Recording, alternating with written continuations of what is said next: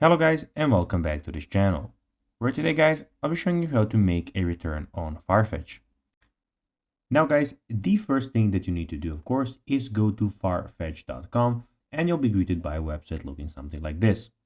Now when you did that, you just need to go and log into your profile. But guys, if you do not have one, don't worry, you can always go to Farfetch and create your own account. But guys, if you do not know how to do that, you can always go to our YouTube channel where we have plenty of how to Farfetch videos where you can see how you can do this.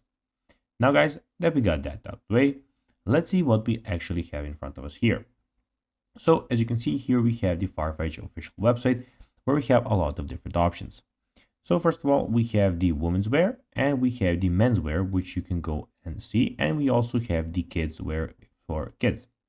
Now, when we're here in the men's wear, when we are here on the home screen, you can see that we have some new things in vacation, brands, clothing, shoes, trainers, bags, accessories, watches, homeware, and outlet that you can go and also choose from.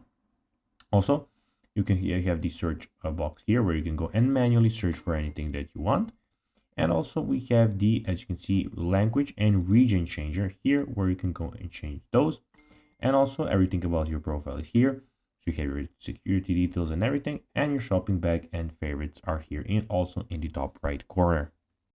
Now guys, let's see how you can actually go and make a return on Farfetch. Well, if you would like to return an item, you can do so by logging into your Farfetch account and requesting a return through the orders section. So basically when you go to the order section, you can then go there and request a return. So guys, that will be everything for this video. I hope that you found this video informative. If you did guys, don't forget to like this video, share it, subscribe to the channel and put the notifications on, and I'll be seeing you in the next video. Bye guys.